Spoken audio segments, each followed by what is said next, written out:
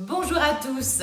Ah, les Italiens et la nourriture. Mais plus qu'une histoire d'amour, c'est une véritable obsession. En Italie, tout est prétexte à parler de nourriture. Un mariage, il matrimonio di Martina. Sì, il vestito era bello, ma la torta mille foglie era una roba. Un changement de travail. Ho appena traslocato l'ufficio, ma c'è un ristorante calabrese giù che fa un pesce della Madonna. Son humeur du jour. Sono giù. Mi farei una bella cotoletta alla milanese. Quel est le rapport? Même les souvenirs d'une vie sont liés à de grands moments gastronomiques. E ti ricordi di nonno Marcello e il suo budino? Oh, faceva un budino eccezionale. Quand l'italien part en vacances à l'étranger, mais il parle immédiatement de ce qu'il va manger quand il rentrera en Italie. Ma che tu vuoi? Sono arrivata a Zanzibar. Quando torno a Firenze mi faccio una bella panzanella, una bistecca alla fiorentina. Oh, fame. Quanti giorni qui ancora? Vacanze. Et pire, s'il déménage à l'étranger, mais là il faut immédiatement organiser une logistique ad hoc. Vivo a Londra per lavoro da poco. Meno male c'è la mamma che mi manda qualche scatolina al mese per mangiare. Olio d'oliva, parmigiano, pasta passata, le olive, i caperi. Il minimo, dai. Parce qu'arrêter de manger italien pour un Italien, c'est impensable. L'Italie, ce sont des régions dont les habitants se sentent tellement ambassadeurs qu'ils définissent leur propre identité par les mets locaux. Exemple. Buongiorno, Zorzo di Bologna, tortellini, parmigiano stagionato, mortadella, piacere, osimo, fagioli all'uccelletto, papa al pomodoro, bistecca alla fiorentina. Oh, ciao, sono Lucre, de Roma, carciofi alla giudea, sarta in bocca, cacio e pepe. En Italie, la nourriture c'est vraiment un luxe de tous les jours. Que ce soit à la trattoria du coin ou à la maison, on se doit de bien manger. Et donc en matière de cuisine, il y a une personne sacrée.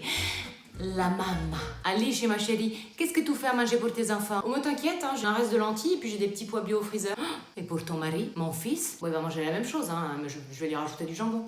Mais c'est horrible. Écoute, j'ai fait en plus des polpette, una lasagna et un sugo. J'arrive tout de suite. Figlio mio.